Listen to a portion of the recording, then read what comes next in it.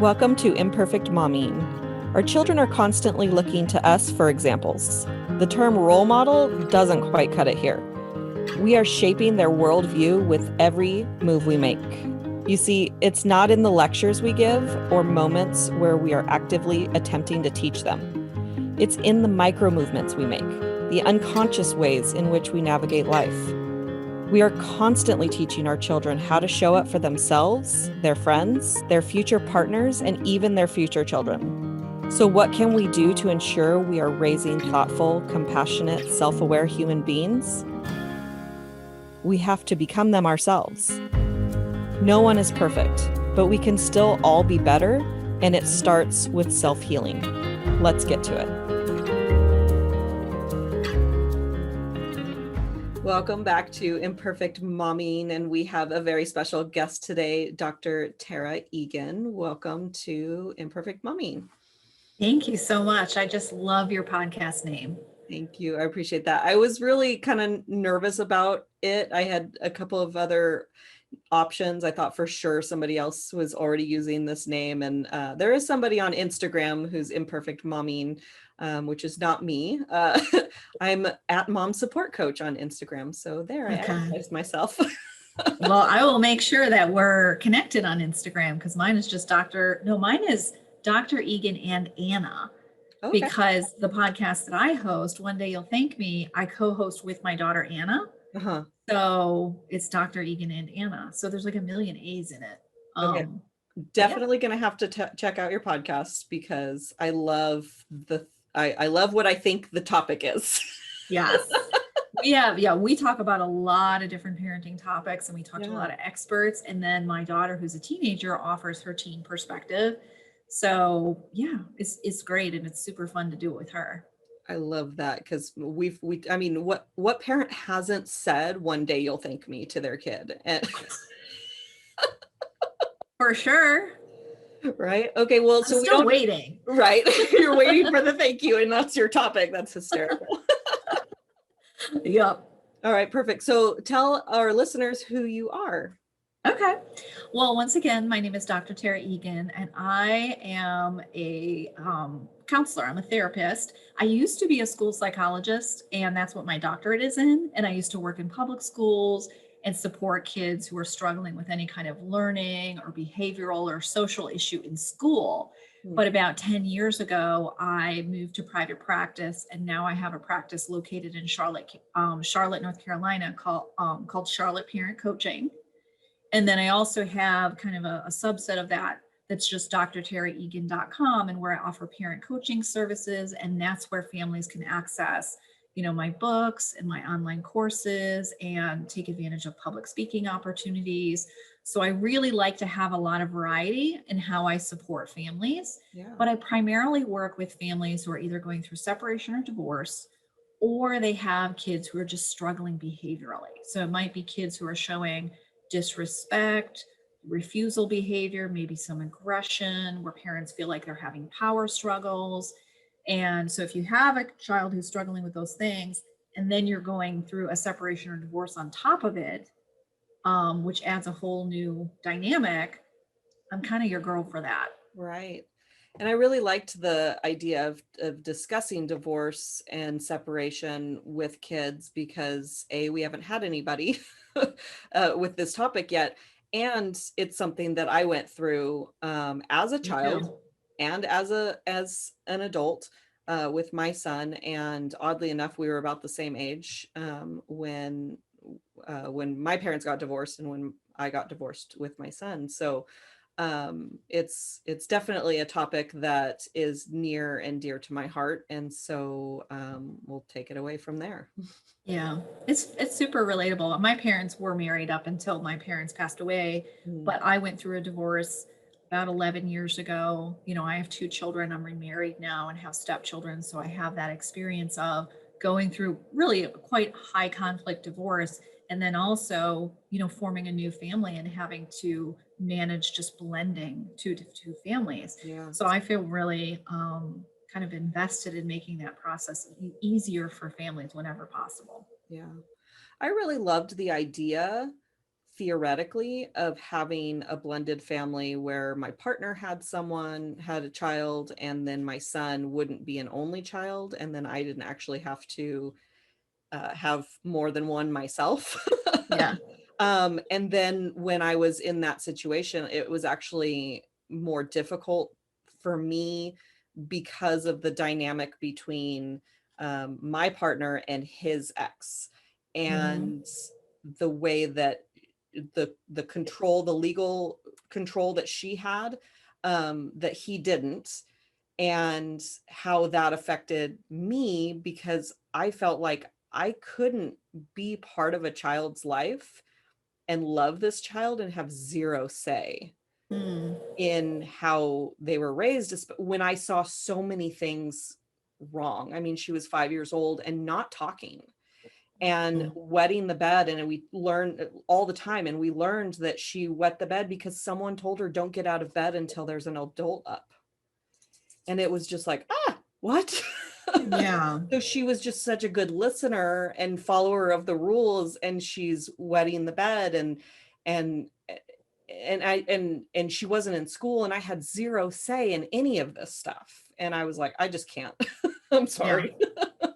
Well, and a lot of parents and step parents have to know what their limits are. Yeah. And, are you going to be comfortable living in a space where you love a child and want what's best for them, but don't have decision making in most things, don't have the ability to interact necessarily in a meaningful way with your partner's ex? Right. I mean, sometimes it happens where everybody can work as a team, but a lot of times it doesn't. Right. And, as step parents, you kind of have to walk the line between like staying in your lane and recognizing you're not this child's parent, regardless of how you feel about them as a caretaker or, a member of your family. And in balancing that stay in your lane attitude with, hey, this is a member of my household and I want to have the authority to whatever, make rules or create traditions or have a different communication style. And so sometimes families can work it out and other times they can't. And knowing your limit or boundary with that is really important. Yeah.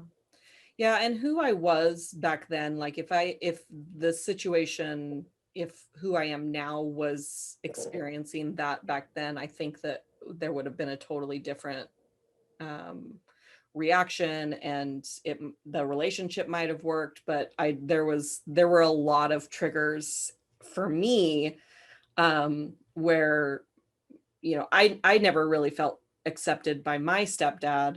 It's a point of contention in our relationship still to this day, where I felt like the other, even though he accepted my brothers like his own. I always felt like the outsider.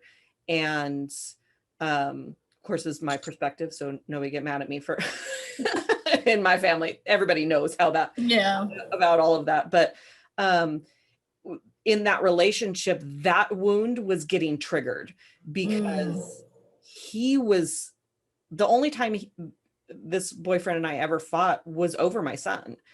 And that was the only time my mom and my stepdad had ever fought. And it was like, I haven't healed this wound yet.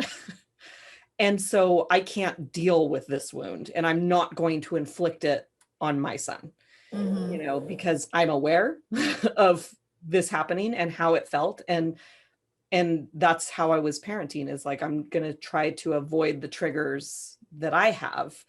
And as I've healed all of those things, I parent differently, which is the point of this podcast. So Yeah, absolutely. I mean, different stages in our life, as far as when we're younger or our experience with being a parent, now I have teenagers. And had I, had the same life experiences and meeting my second husband and his children, and maybe I didn't have the experience as a parent that I do now, like I might have approached it differently. And so I think with my husband, he came along at the right time. And if he had come along at a different time, maybe it wouldn't have worked. I'm not sure. yeah. But that stuff matters. Yeah. Is there a piece of advice that you have for a person going through a separation or divorce? I usually ask for advice at the end, but I think that this is, and maybe it's not something that you can just give a blanket advice statement. Oh, no, I can. I was like, well, there's all these different factors and variables, but Yeah. go ahead with what advice. Yeah. I mean, there's definitely some general sort of best practices that we know that are pretty well researched. And, we see that there can be like a universal benefit. So when families start the process of going through separation or divorce, one of the best ways you can protect your kids is to do your best in keeping a routine. So if they're on a soccer team, if they're going to a certain school, if they have a best friend that they're used to having play dates with, if they go and see grandma on Sundays for a family dinner, for them to be able to maintain as much of their typical routine as possible is beneficial. And sometimes that can't happen. Sometimes, one parent's fleeing with their kids, or their financial circumstances have significantly changed, or they need to move to a different location. Sometimes there can be a separation within the family, like the extended family, where there'll be, somebody taking sides and things like that. So I certainly don't want to shame parents who can't keep a routine, but if they can, right, if it's something that they are able to maintain, and whether it's managing their time or budget, or getting support from additional resources, like a friend being able to take your child to soccer practice, if that's possible, to do that, because kids really thrive on consistency and knowing what to expect. And sometimes kids will ask questions like, are you guys going to stay married? Or is daddy ever going to live with us? And initially you might not have an answer to those questions. And it's okay to say, honey, I don't know. But to be able to say, yeah, you're definitely going to your soccer game on Saturday, or you're going to see grandma and grandpa on Sunday, like you always do, those things can be really reassuring to kids and provide a sense of stability, even though there's some aspects of their life that are uncertain right now. So that's definitely one main recommendation. And I would think that your love for your child can be, if nothing else, the consistent factor, right? And how you show up for them. Just keep doing what you've always done as far as being present with them is another form of stability. It is, but during the initial weeks and months into a separation, oftentimes I see parents where they're struggling with like concentration. They're feeling overwhelmed with some of the decisions they have to make. When they're with their children, they typically, are by themselves, like without their co-parent, living in the same house, or navigating parenting moments. And so that can really cause that parent to feel like discombobulated. And that's natural. It's part of the process. And so, of course, you want your kids to always feel that same love and support. But sometimes in those first few weeks, it is hard to remain present when you're trying, oh, now mom's got to get a different job, or, they're on the phone with a lawyer or a mediator, or they're getting calls from their, ex-partner's family who's like blaming or judging or something like that, or there's a friendship that could change because the parents are no longer together. So that reality is there. Most people aren't able to slide seamlessly into single parenthood, even if they know that this is what the best choice is, and they know this is ultimately healthy, and there's a sense of relief over not having to manage the emotions of an ex-partner or deal with their whatever, the unhealthy aspects of their relationship. But it's just, there's grief, and there's, readjustment that's going to happen. And that's going to throw you off your game a little bit, and you got to forgive yourself for those moments and harness the moments that are really good, whether it's snuggling with your kid at bedtime and reading that story for 15-20 minutes and just really being present, or giving yourself permission to have a sitter for a couple hours on a Saturday so you can catch up with work. So then when you join your kids for dinner, you actually, have the concentration to be with them. But yeah, those first few weeks really do a number on parents, like psyche and concentration. Yeah. And I can attest to this, even though, I've told my story about going through my divorce, and just, I was what I call in the pit of despair Mhm. for any of A those lot of Princess grief. Bride fans. But I was in the pit of despair at leaving my son's dad. And so there was massive disruption back then. But even now, like, you know, I've talked about this on the last couple of podcast episodes that we got a puppy, and there's a little shift of I'm waking up at 6 instead of 6:45. And it had to happen like that because it wasn't we weren't prepared for the dog. He just kind of showed up.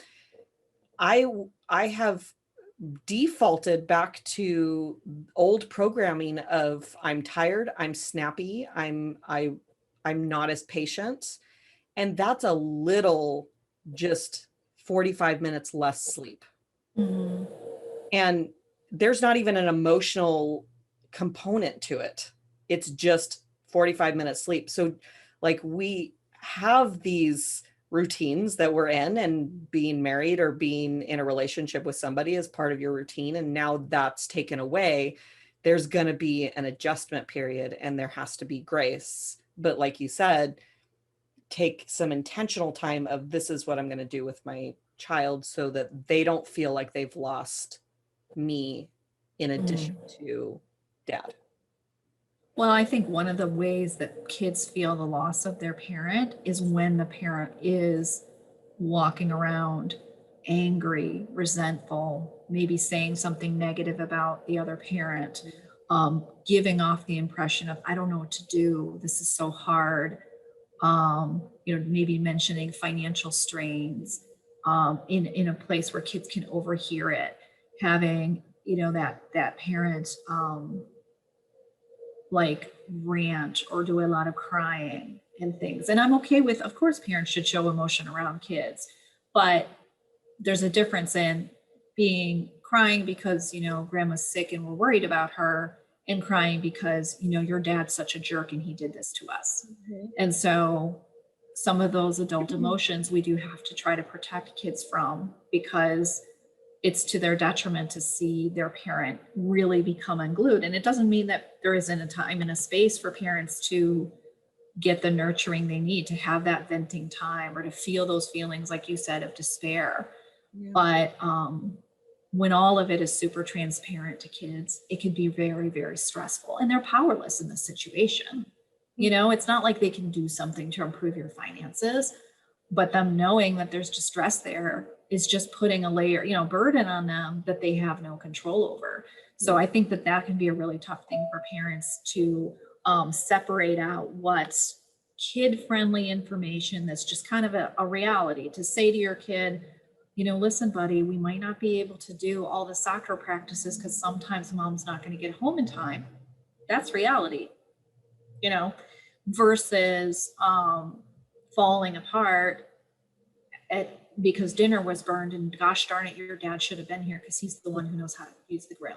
Right. So those are not the same thing. Yeah. And it can be really hard. And there's times where parents really navigate that well. And then they can have a moment that they're not super proud of later. That happens, we got to move on.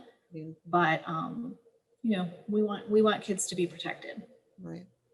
And I think that for me, one of the most important things inside of a separation or divorce from your child's other parent, is not to say anything bad about them, because especially I have a son, anything that I'm saying about his dad, he's going to identify with, because we identify with our same-sex parents, and then we want to grow up and marry our opposite sex parent, right? We want to have that relationship. And so, which terrified me on both accounts. As when I became a mom, I was like, well, I don't want him to be like his dad, and I definitely don't want him marrying someone like me. And that was a huge catalyst for my change. Yeah. But even though I have not the best relationship with his dad, I don't ever say anything negative about his dad to him, around him, anywhere near him, because I don't want him taking that on. Mhm. And he knows that a big reason that we split up was because he and I fought all the time. And at first we were saying we didn't want you growing up in that, but who's that placing the blame on? Well, I think that divorce is actually a lot less confusing to kids when they've seen their parents have a lot of discord.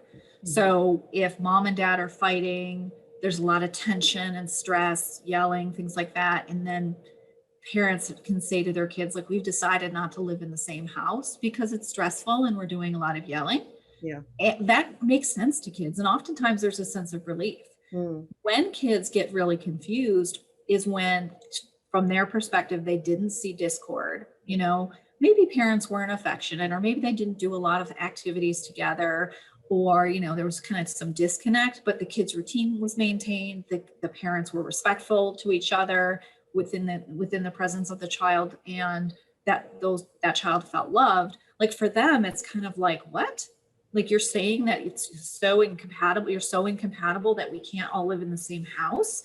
Like, that's actually more confusing to kids. And I'm not implying that parents should start arguing so it makes sense to their kids. Right. But the reality is, in your process of protecting your kids from your disconnect, they don't have that same sense of like, oh my goodness, finally we have a peaceful evening without mom and dad yelling at each other. Yeah. But to acknowledge to your kid and say, we were arguing too much, I don't think it's placing the blame on anyone except the parents struggling in their dynamic, which is perfectly appropriate to acknowledge, versus, well, your dad is always so grouchy and your dad yells over everything and he couldn't live here anymore because he's so negative and angry. Like, that's blaming dad and putting the responsibility solely on him, versus, we're not getting along, we disagreed, and it's stressful for our family, and we wanted something different for you. Yeah. Well, my son didn't experience any of our arguing because he was only 14 months old, and Yeah. so it was in the past that I'm explaining to him, like, and I boiled it down to that I wasn't happy, and that I had to take responsibility for my happiness, and I wanted him to have a happy mom, and which is all true. All of that is true. Yeah. There were other factors that he's not old enough to know about, Mhm. So, our kids do need that veil of distance, but there also needs to be communication too. So answering their questions, but not always being 100% like, let me give you all the nitty gritty details. Yeah. And a lot of parents will justify overstepping, like where they're starting to communicate about adult issues with their kids, by saying, but I wanted them to know the truth. I wanted them, so they'll tell their 7-year-old, well, mom or dad cheated on me and they were unfaithful. And it's like, no 7-year-old ever needs to know that. Right. Like, all you're doing is giving them a developmentally inappropriate piece of information. And that parent's role as that child's parent, like, you can be a decent dad but be a lousy spouse, or you can be a decent mom and not have been a great spouse to that parent. But the kid doesn't need to have that they don't need to be dragged into that. So sometimes parents will be like, well, I wanted my son to know how unfaithful their dad is so they won't make those mistakes. I'm like, they're not going to learn that lesson when they're 7 years old. No. And that's a conversation that either never needs to happen or happens when that child is much closer to adulthood. Yeah. I don't think they even really grasp the romantic relationships at 7. That is not developmentally appropriate. Yeah. Or just what the ethical boundaries are within a relationship, like what it means to honor a commitment, or what faithfulness is defined as within that relationship, right? Because not every couple defines it the same way anyway. Right. So it's just not developmentally appropriate.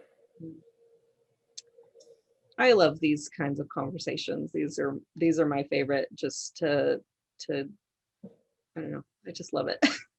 Well, I feel like it's a real opportunity for parents out there to not feel so alone, because I feel like divorce, especially in those initial stages, is really isolating. Mhm. And if your kid is really struggling, especially if it's beyond the like typical struggles we see with divorce, maybe your child has, a mental health diagnosis, or they're really, struggling in school, or just something that is like an extra layer of support that child might need. Like, these are parents who often feel very alone. And if they have a conflicted relationship with their ex, it's like not only do they feel like they're single parenting, but they actually feel like their co-parent is sabotaging the process. So Mm. it's not like, oh, I'm just on my own and I need to do my best, but I'm trying to do my best with an ex who's resisting me every step of the way, Mhm. which makes it even harder and more lonely.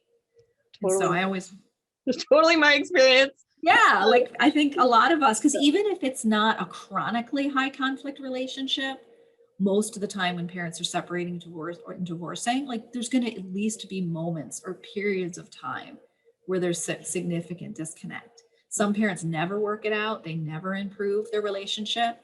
Others, they go through bouts of really struggling, and then kind of things smooth out over time. Yeah. But you don't really know what's going to happen in the moment. And it's always been my goal since we split to be able to co-parent. Like it's been, but I think even my definition of co-parenting was that he does what I want him to do, Mm. unrealistic. And I just realized one day recently, very, very recently, that I would get mad every time he would do something that was different than the way I would do it. So I was essentially getting mad that he wasn't me. Yeah. And well, like he's not me. He's not going to ever be me. He's going to make decisions that he feels are right in the moment. And I can request that he does different things, but ultimately he's his own person. It's not going to be well received if I request it to be differently anyway. So it's just I have to do what I feel is right for our child while he's with me, and then his dad's going to do the same, and give offer a different opinion. A lot of it is the mindset that his dad has that is um, that I disagree with, that I would want to protect my son from is ultimately where. Yeah. Well, and that's where, someone like me, like whether a family is working with me in like in the therapy capacity, or they're doing more of the parent coaching model, is figuring out, what to prioritize, right? Because like if your ex, I don't know, feeds them a lot of mac and cheese, and that's not your style, but there's some parents who are going to court over those kinds of things. Hmm. Or it's something really significant, like there's, a child who's showing technology or substance abuse addiction, or there's a significant mental health thing, or this child is failing out of school, or something that is, just a much bigger ticket item.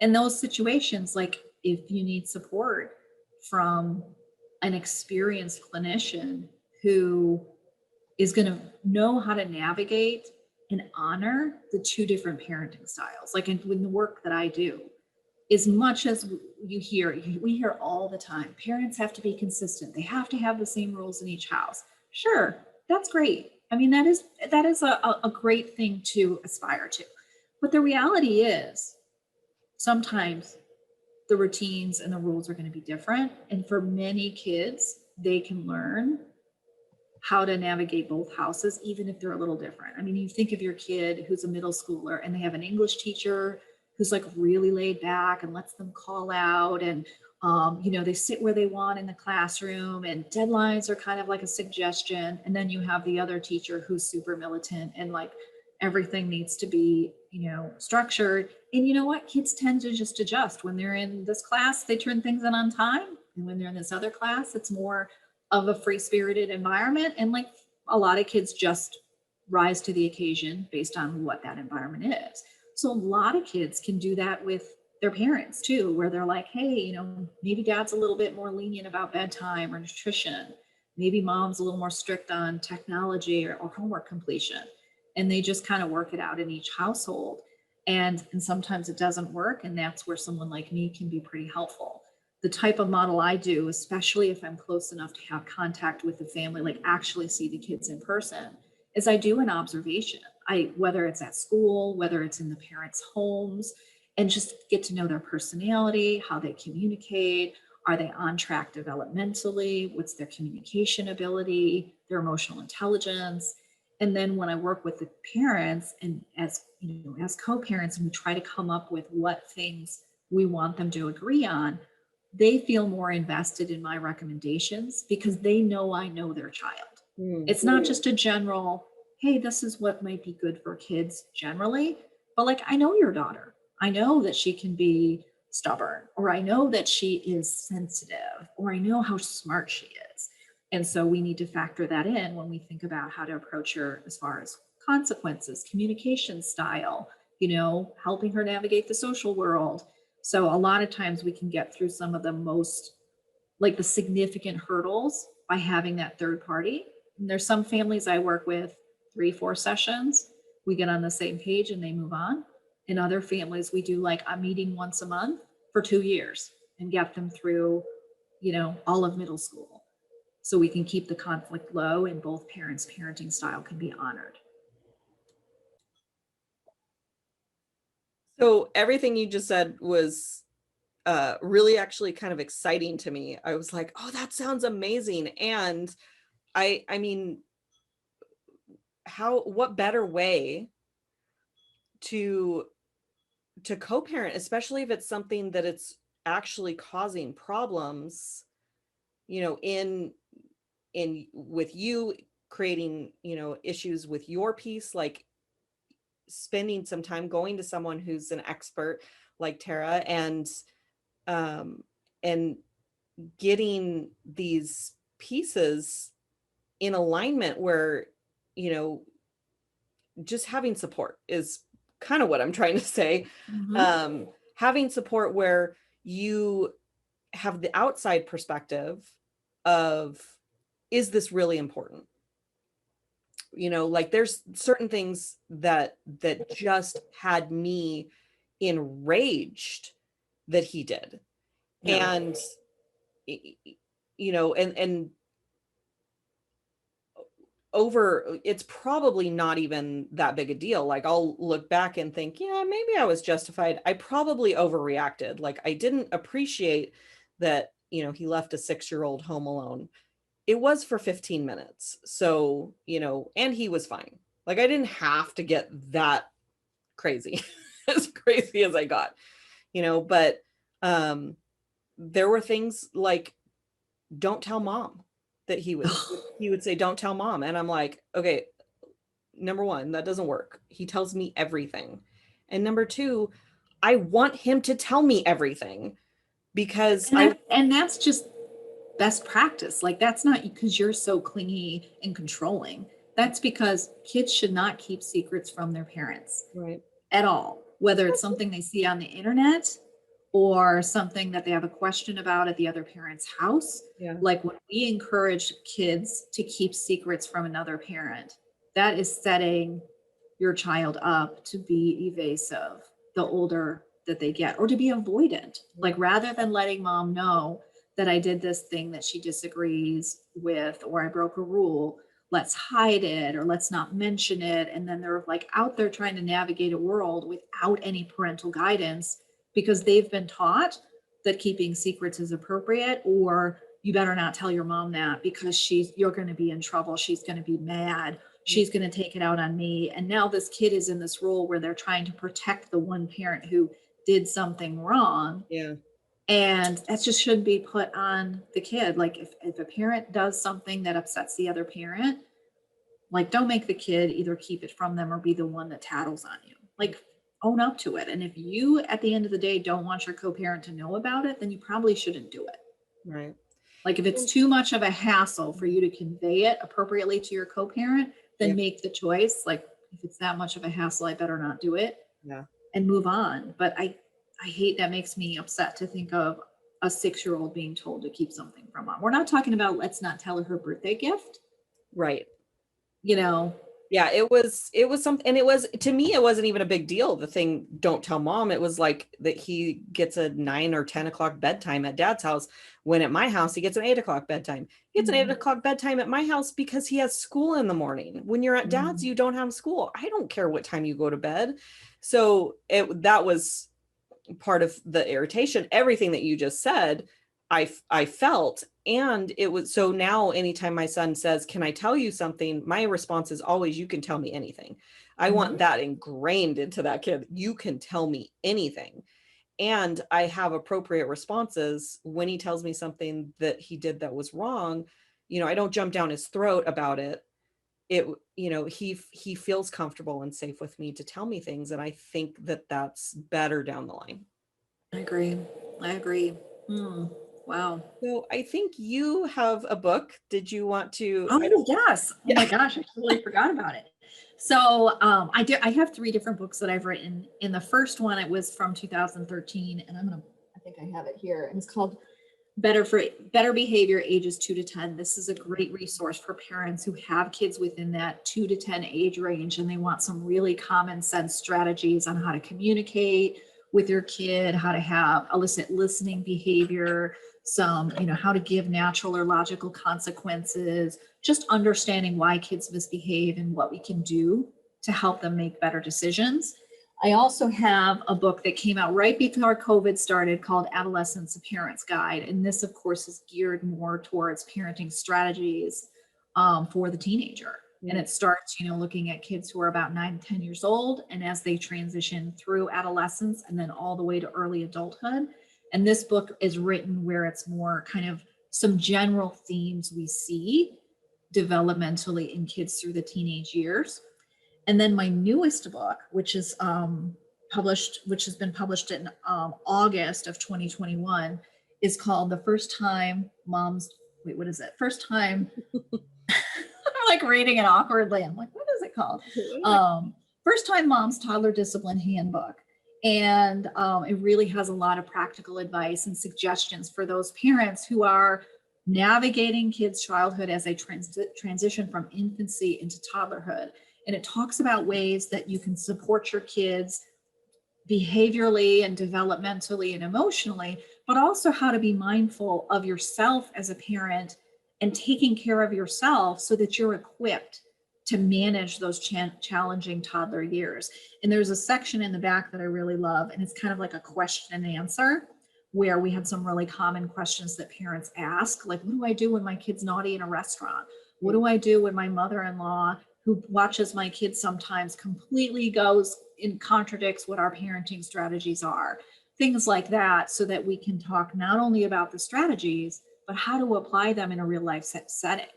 So I just got the proof for this book yesterday. It's super adorable. I'm very pleased with how they presented it. So, and all of these can be found on Amazon. And if you just go to Amazon and you type in Tara Egan, EGAN, you're going to find these resources. And then you can pick the one or, a couple of them, depending on the ages of your kids, that's right for you. Yeah. So definitely going to check out the second one, just because that's my son's 9. So I'm, ready to kind of thinking about the teenage years. And it was so funny last night. I don't remember what happened, but he asked me for something. I handed it to him and he looked at me and he goes, "What?" And I'm like, okay. What's with that tone, son? Load of attitude come from? And he immediately went, "I'm sorry for the attitude, Mom. I'm upset right now." Oh. And I said, "Well, do you want to talk about it?" I said, "Why are you upset?" And he goes, "I'd rather not talk about it right now." Like, okay. So, and I knew what he was upset about. And, but that interaction has been, is a model of how we interact together, because I'm not perfect. I snap at him and then he'll get a look on his face and I'm like, "I'm sorry, I snapped at you. XYZ is going on," And so he's learning that. And when you have that ability to do that, when you develop that as a habit of response to, your behaviors that you wish you weren't exhibiting, they start doing that too. Like, Oh, for sure. They imitate how, you talk to them and how you talk about other people. mm, And I think in all the books that I've written, there's been content about that of, I call it nurturing communication. Like, mhm, what can you do to be communicating clearly and directly with your kids, even if they're in trouble and you're giving a consequence. There's scolding your kid or shaming your kid, and then they're saying, hey, like, this is clearly tough for you and you're having a hard time with this. And like, this is how I'm going to support you. And sometimes a way that we support kids is by having them feel the consequences of their behavior, just like we as adults do. If we're rude to our boss and we get written up and a note's written in our file, like, sometimes that happens and it's a consequence and it's unpleasant, but the purpose behind it is to make sure that there's instruction on how to communicate more effectively and take accountability for a mistake we made. And that can be a very nurturing response to kids, depending on how it's presented and communicated. yeah, So that's definitely something I stress in all the books that I've written about, like how to have those conversations with your kids where you're able to set appropriate boundaries and remain in the position of authority, but communicate in a way that they can really learn from and still feel respected. yeah. I know that this is like asking you to pick a favorite child, but of the 3 books that you've written, is there one that's your favorite? I feel like I just gave birth to this new one and I don't quite know it yet, if Yeah. that makes sense. Oh, for sure. Because they're all, like, when you read them, you hear my voice, like, writing comes easily to me. It's very much the publishers and the editors that I've worked with have been very responsive to making sure that everything I write is like from me using my voice. So a lot of it really depends on your age. I would say that I would say it's either between the first one and then this new one. Okay. Those two are probably my favorites. Yeah. The adolescent one I also love, but I feel like there's times I think, oh, I wish I had more space allocated to additional topics. So there could be a volume 2 in my future, because there's just so many issues that are relevant to teenagers and their parents.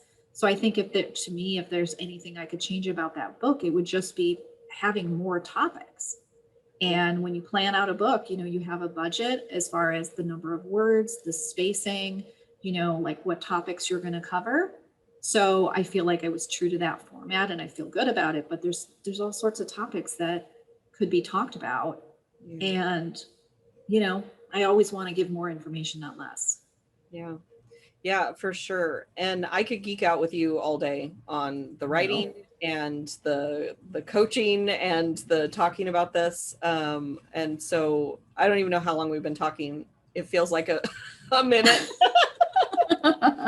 Well, if your listeners, have any questions or they have a comment, I really encourage them to reach out and let you and I know if there's something they want to hear more about, because I've been in this business for a long time. I have so much clinical experience as well as experience being a parent.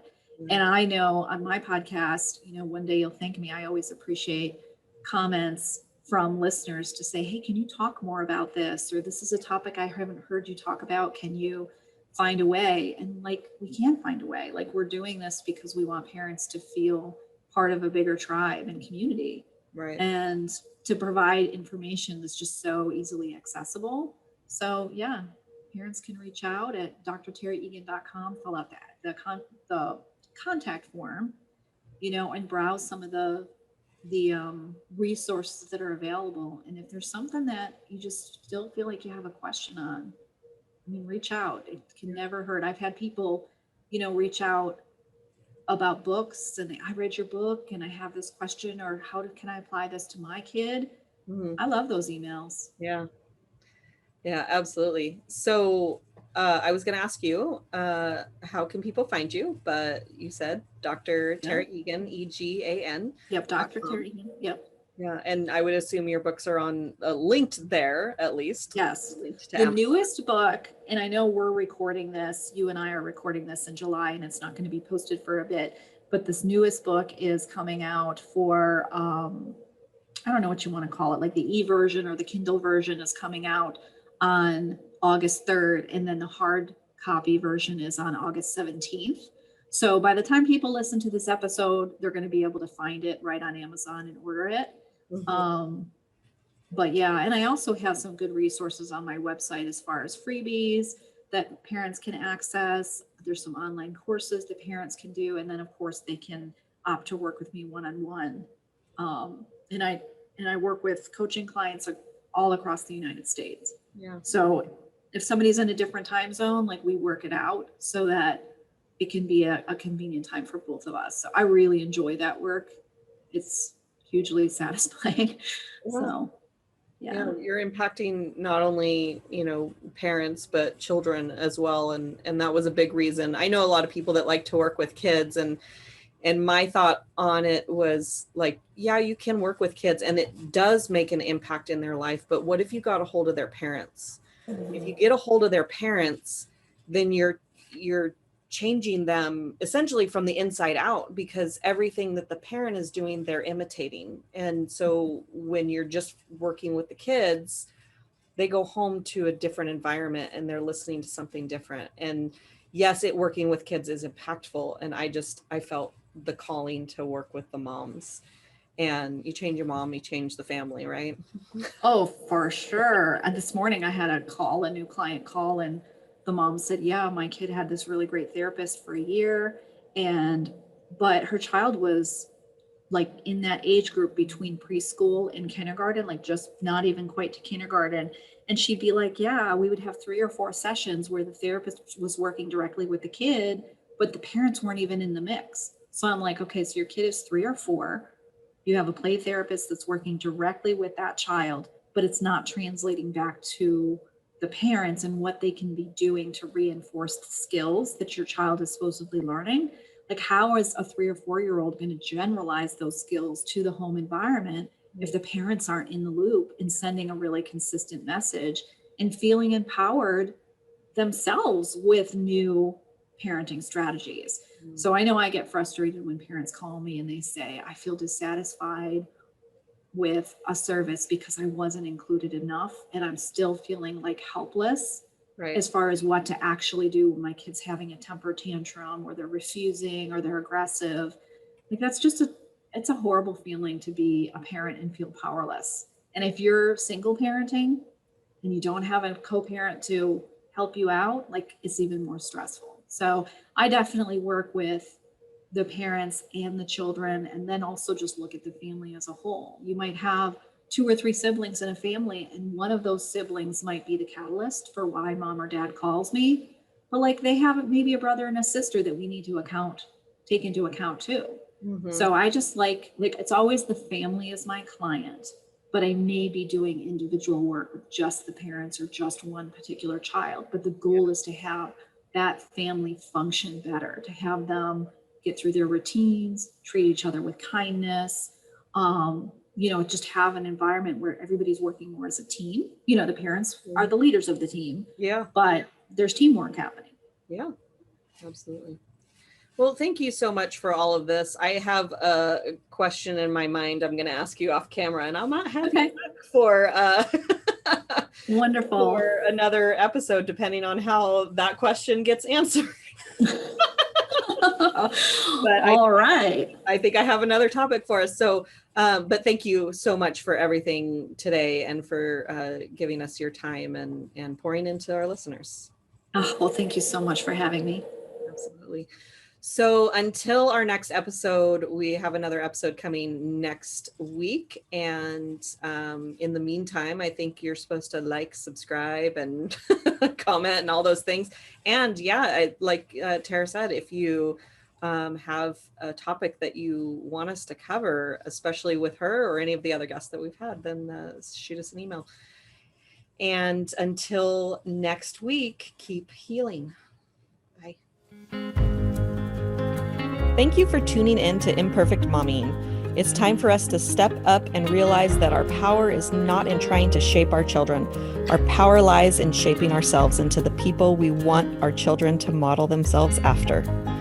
Don't just do it for your kids. Do it for yourself. When you become a more self-aware, compassionate, and confident person, you and everyone around you benefit. For more information about me and my work, visit AlysiaLyons.com. That's AlysiaLyons.com. See you next time.